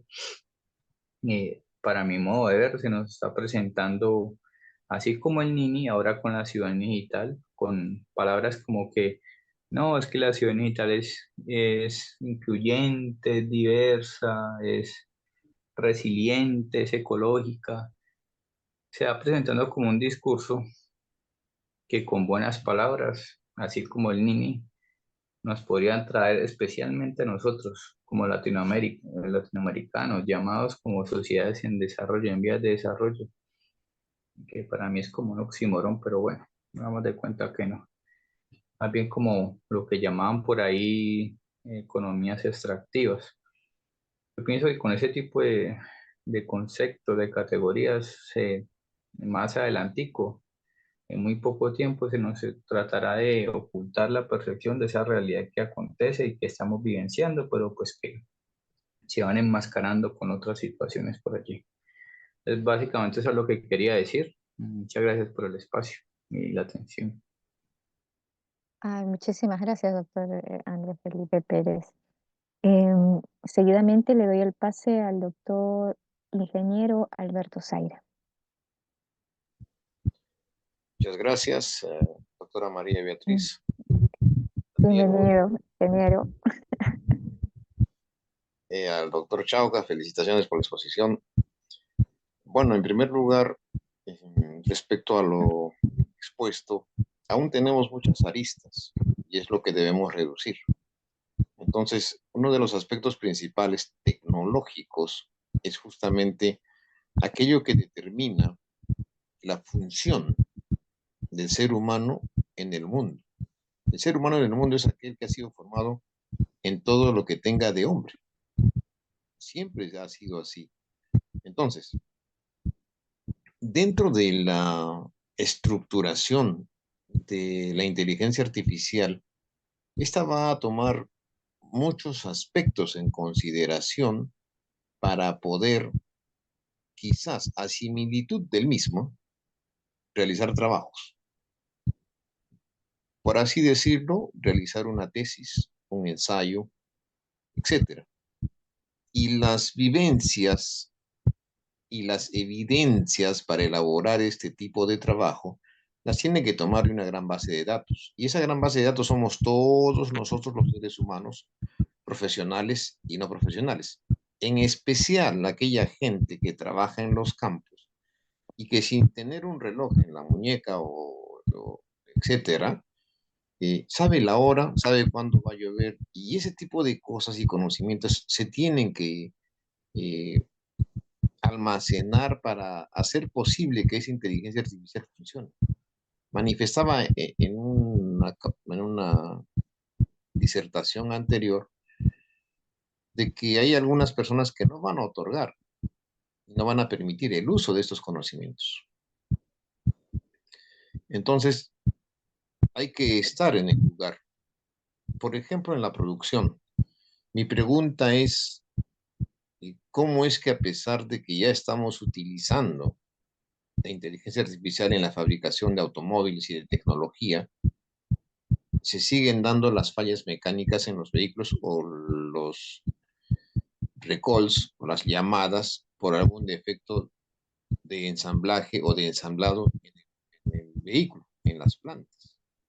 Entonces, eso es importante. ¿Cómo va a reemplazar entonces el afecto, el talento, el cariño, esta inteligencia artificial que nosotros le prodigamos a nuestro trabajo?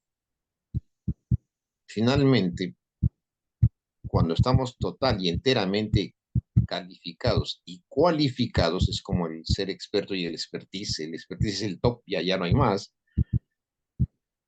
Para realizar un trabajo, y se llama unidades de tiempo. Cambiar un neumático tiene unas unidades de tiempo. Las unidades de tiempo se miden de 0 a 100. De 0 a 100 es 60 minutos. Entonces, el manual determina e indica de que para cambiar un neumático se necesitan 30 unidades de tiempo, que es media hora o un cuarto de hora, para cambiar un neumático. La rúbrica indica de que hay que gestionar las herramientas, utilizar los equipos o los guantes necesarios de protección, una serie de aspectos que en ese tiempo vamos a lograr con eficiencia, con efectividad y eficacia el cambio de neumáticos. Entonces, esto es importante para darle a la inteligencia artificial, y en ese contexto viene Maslow, que es uno de los investigadores que trabaja la motivación del trabajador. Entonces, ¿cómo vamos a lograr, según la inteligencia artificial? Mi parte es netamente tecnológica, obviamente. El trabajo remoto ya existía desde el año 90, que yo estuve en Alemania, comencé mis estudios en Alemania, y ¿cómo se asegura al trabajador en su espacio de trabajo? Ya lo habíamos discutido con la doctora María Beatriz. La legislación hasta ahora no se da. Entonces, ese tipo de cosas tenemos que mejorarlas para que cuando yo tenga la seguridad que me otorga la empresa, tengo la satisfacción de realizar un trabajo de acuerdo al talento que tengo y que he desarrollado, entonces sea un trabajador que realiza trabajos de calidad, con excelencia y gran eficiencia de mi parte. Entonces, al doctor Chauca, que es un gran investigador, la pregunta es, ¿qué aristas de todo este contexto debo anular y cuáles tomaría en consideración para lograr que verdaderamente estas propuestas de todos los participantes se den a satisfacción de un mundo mejor? De quejas tenemos bastantes, pero de propuestas hay muy pocas. Entonces, ¿cuál sería su propuesta, doctor Chauca, para poder consolidar todo este tipo de situaciones que nos acongojan, nos sorprenden, nos tienen quizás un poco preocupados respecto al entorno del desarrollo mundial tecnológico? Muchísimas gracias.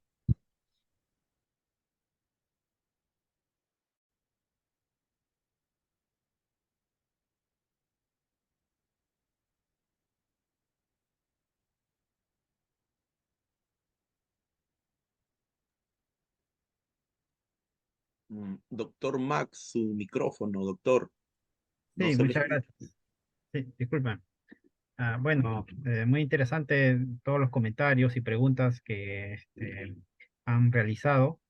Un poco para comentar también la primera intervención sobre este tema engorroso del proceso judicial y su relación también con esta desprotección que hay frente a la conectividad, ¿no?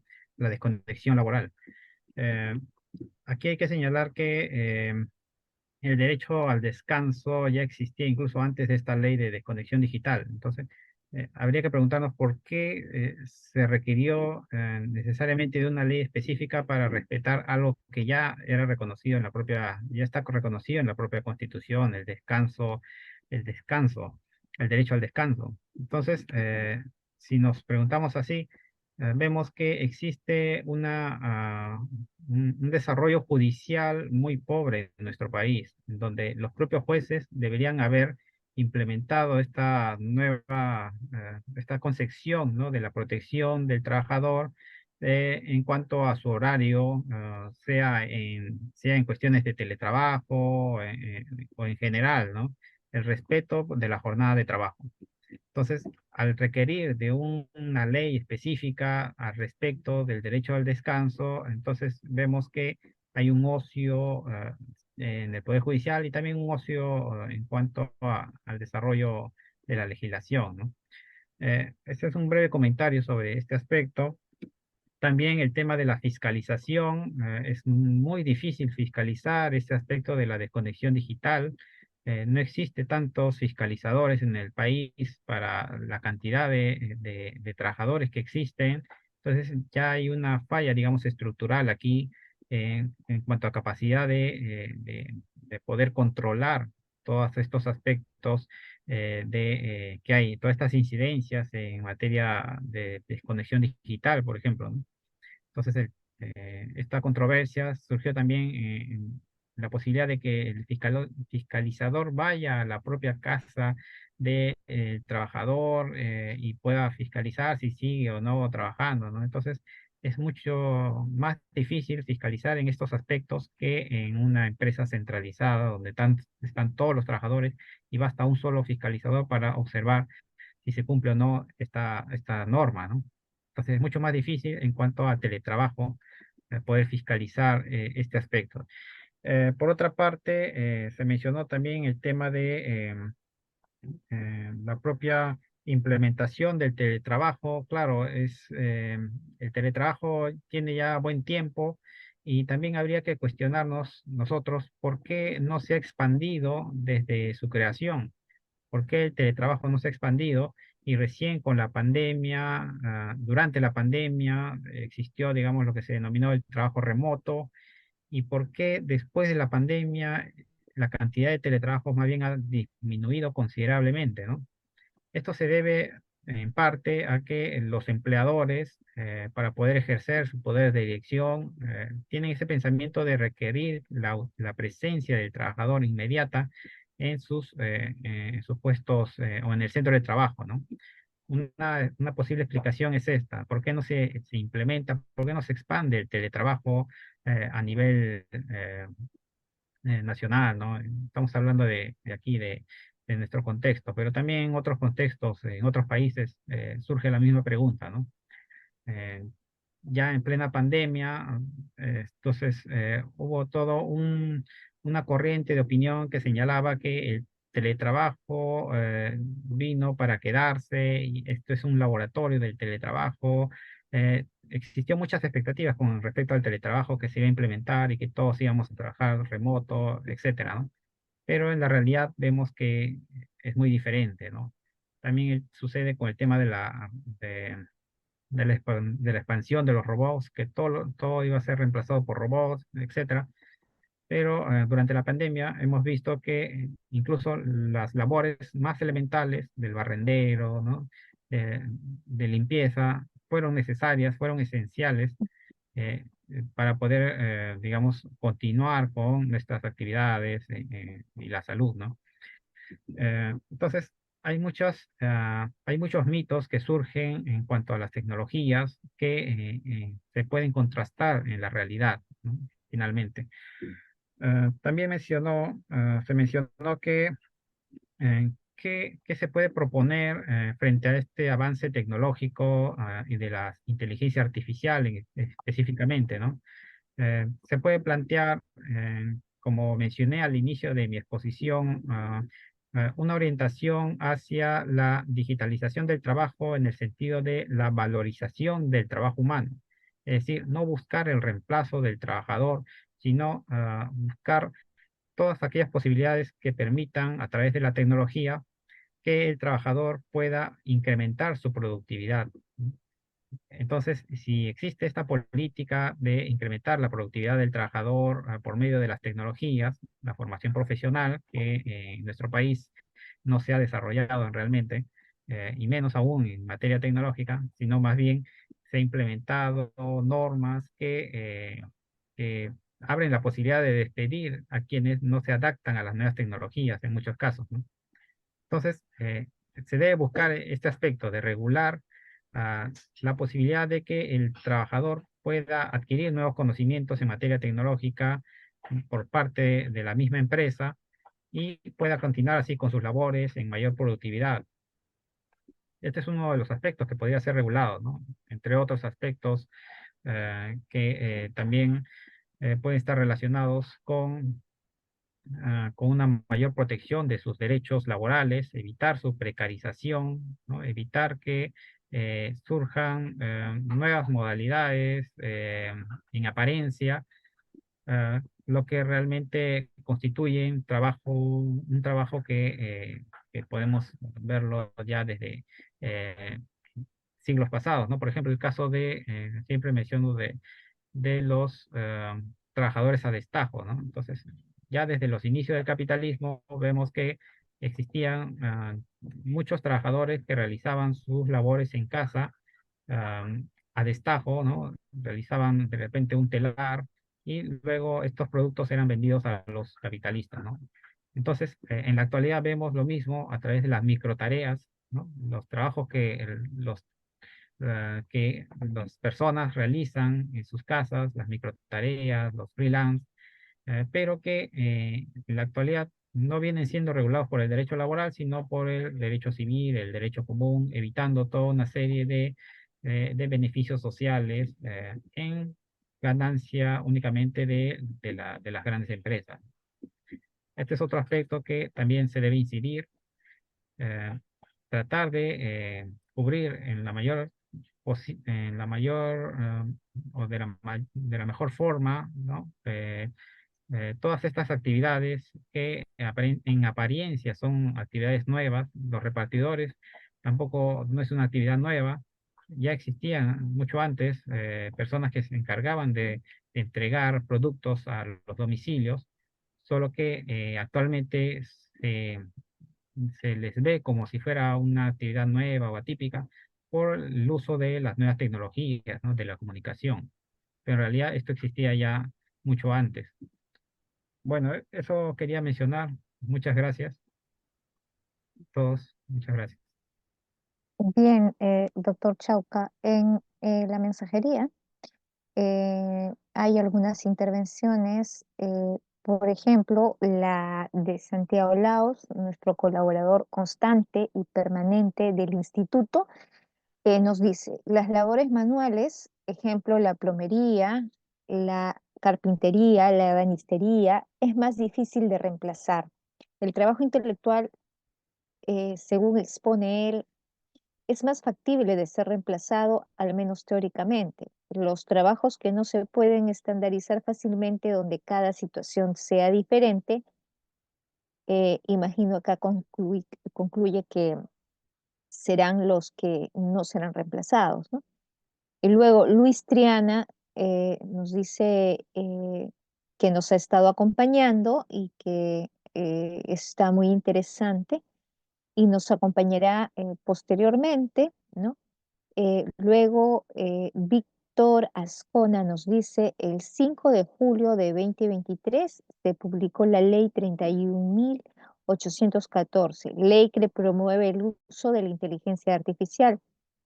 Y él nos recuerda que esta norma, que ya en otras ocasiones la hemos citado aquí, nos dice que en su artículo 1 precisa, en su artículo 1, que esta norma tiene por objeto promover el uso de la inteligencia artificial en el marco del proceso nacional de transformación digital, privilegiando a las personas y el respeto de los derechos humanos con el fin de fomentar el desarrollo económico y social del país en un entorno seguro que garantice su empleo ético, sostenible, transparente, replicable y responsable.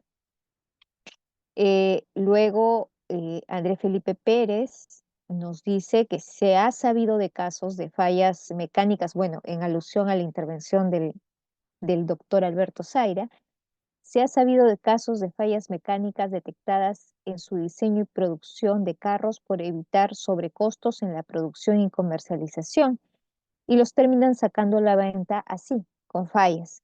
Y uno podría pensar que quizá con el lobby de las aseguradoras, entre paréntesis bancos, podrían mediar en sacar vehículos así para promover con el terror servicios de aseguradoras. Llegamos de nuevo al problema ético. Luego, Víctor Ascona nos dice, en un mundo cada vez más impulsado por la inteligencia artificial, surge una pregunta fundamental. ¿Podemos confiar en que la IA tomará decisiones éticas a nuestro nombre? Bueno, esto lo dice en el entendido de que todo retorna a lo ético, ¿no? Eh, Estas son las precisiones, preguntas y comentarios que se encuentran alojadas en la mensajería. Le corro traslado, doctor Chau. Sí, muchas gracias. Sí, muy interesante estos comentarios y también las preguntas.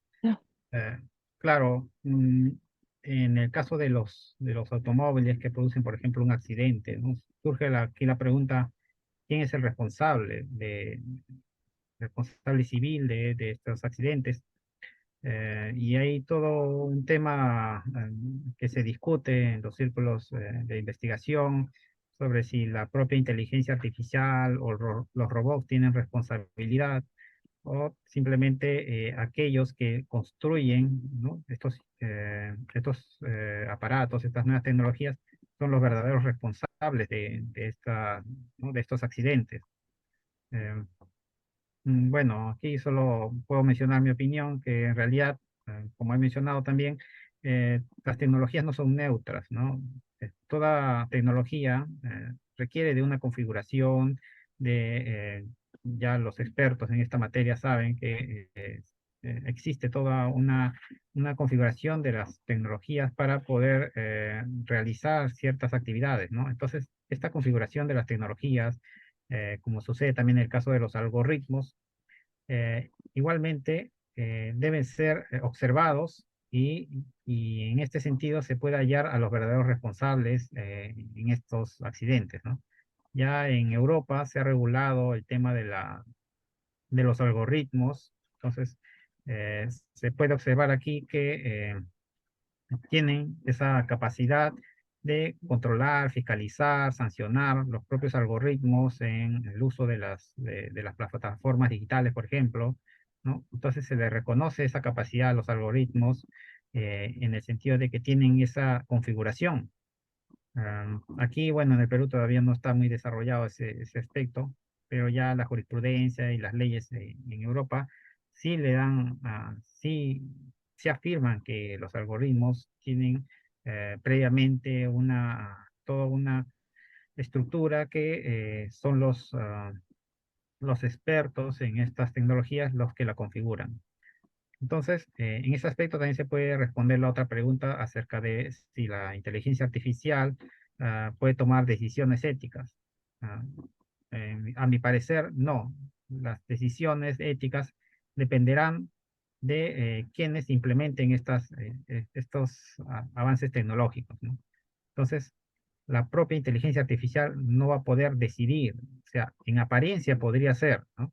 En apariencia podríamos ver que una inteligencia artificial está determinando ciertas decisiones, está tomando ciertas decisiones en ciertos aspectos, pero acá va a suceder lo mismo que sucedió también en el caso de del antiguo ajedrecista automatizado del siglo XVIII, ¿no? En donde se pensaba que este ajedrecista era el que manejaba todas las piezas, este robot, ¿no?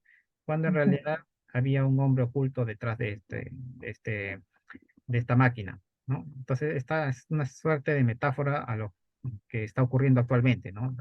En apariencia, nosotros vemos que puede ser una actividad totalmente automatizada, cuando en realidad existe todo un trabajo humano que alimenta estas nuevas tecnologías, y en algunos casos le dan un sentido distinto a lo que realmente debería ser. Eh, bueno, por ahí creo que iría la respuesta en el sentido de el uso ético de la inteligencia artificial. Y claro, debería desarrollarse mucho más esta regulación en materia tecnológica con la finalidad que pueda abarcar también el aspecto laboral y evite, digamos, la disminución de una serie de derechos, evite los despidos masivos de trabajadores, etcétera, ¿no? Eh, no sé si me olvidé de alguna pregunta, creo que ya sí más o menos he podido responder algunas de Sí, manera general. correcto. Muchas gracias. Ujú, ujú. Sí, ha contestado todas las intervenciones, correcto.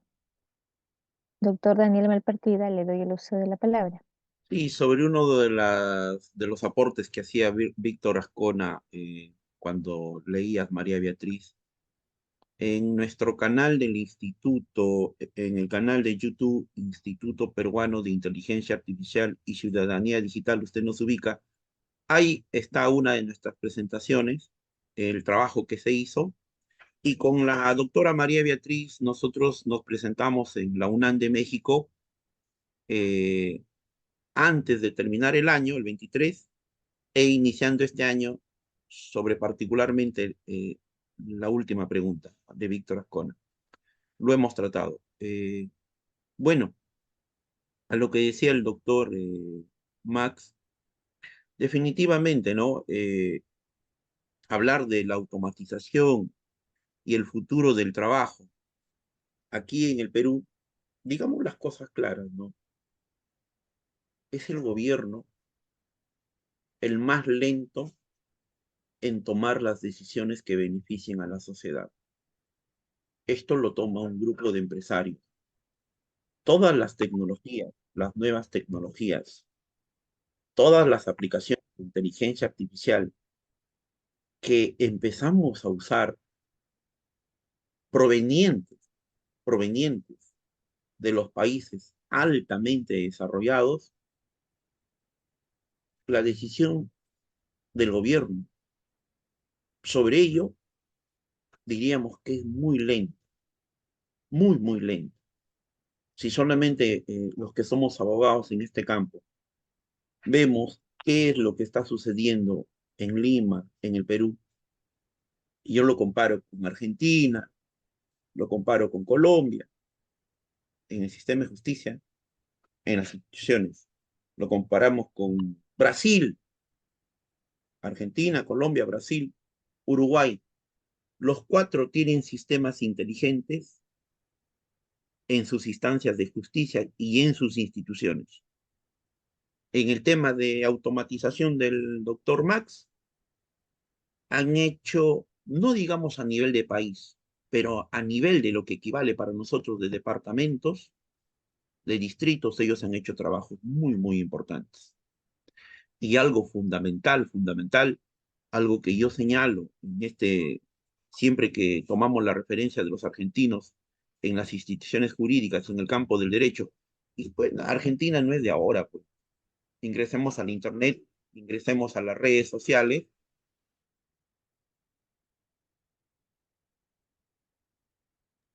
ingresemos al internet, ingresemos a las redes sociales, los argentinos después de la Segunda Guerra Mundial, 50, 60, 70, ya tenían estudios de inteligencia artificial y ya se acercaban a aplicaciones del campo del derecho. Están todas sus publicaciones, están todos sus trabajos.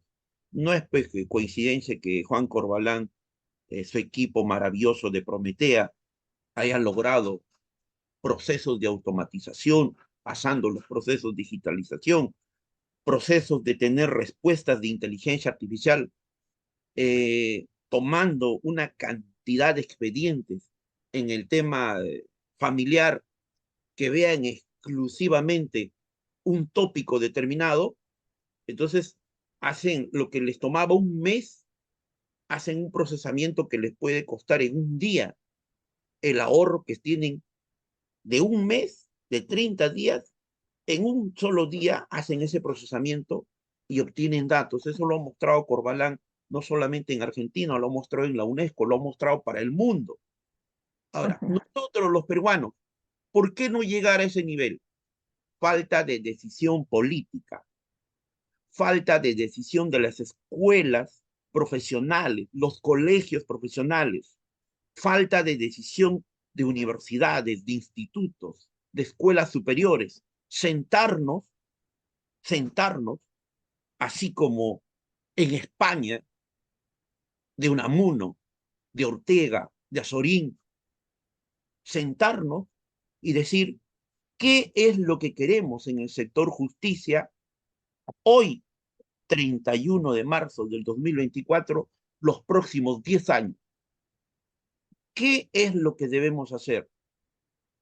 Gandhi, Nehru, ya a las postrimerías de los últimos días de vida de Gandhi, Nehru se dio la vuelta al mundo y le dijo, ¿qué es lo que has observado? ¿Qué es lo que has visto? Podemos ir por el tema de ciencias de la computación, podemos ir por el tema de programación. Oye, la India en inteligencia artificial, el máximo magnate, el CEO de Google, es un indio. Entonces, pero es una decisión política de sus instituciones, de sus hombres, que nosotros tenemos que tomar, los que estamos en derecho, de decir qué es lo que queremos como misión, como visión, como futuro alcanzable. Acá, este libro, Metaverso y Derecho, Antonio Serrano. Y no lo hemos tocado, todavía no lo hemos tocado. Yo estoy intentando hacer comunicación para invitarle que se presente con nosotros, radique en Estados Unidos. Entonces, eso es una cuestión de decisión. Dice muy bien Alberto, que nos acompaña. No voy a echar la culpa a los gobiernos, a las políticas, ya, pero es cuestión de decisión de todos nosotros, qué es lo que realmente queremos. Sobre el que yo sepa utilizar herramientas de inteligencia artificial en mi ámbito laboral y sobre una persona los próximos 4 o 5 años que no sepa, ahí sí va a marcar una diferencia. Un docente en un laboratorio de computación informática, un docente que pueda asistir a una maestría o un doctorado en una universidad, en un laboratorio de estadística científica, un docente en metodología de investigación, en metodología de investigación jurídica, con uno que sí sepa utilizar herramientas de inteligencia artificial y que venga un docente que desconozca todas estas bondades de la inteligencia, ahí sí va a marcar una diferencia.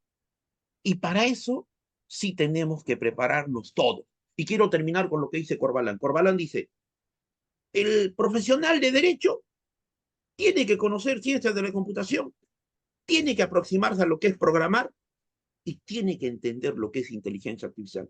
Solamente así vamos a lograr una riqueza, y queramos o no queramos, al César lo que es del César. Los argentinos en esta parte del mundo nos han sacado una ventaja, por no decir de 50, de 80 a 100 años.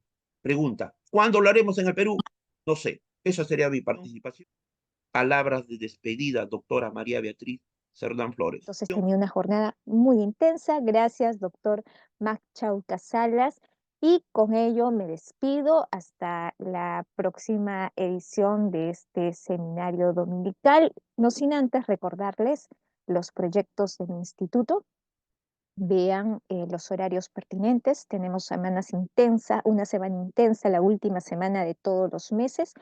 Y no se olviden, todos los sábados a las 10 de la mañana, lo que ya es un clásico para el Instituto Peruano de Inteligencia Artificial, nuestros seminarios sabatinos de inteligencia artificial y diversos tópicos. Continuamos los viernes también con Inteligencia Artificial y Derecho con el doctor Sebastián Daniel Barleta, que viene haciendo un interesante curso sobre inteligencia artificial y derecho los viernes. Visiten la página del instituto, están las fechas específicas. Un abrazo a todos. Feliz domingo. Muchas gracias. Hasta luego. Cuídense. Hasta luego.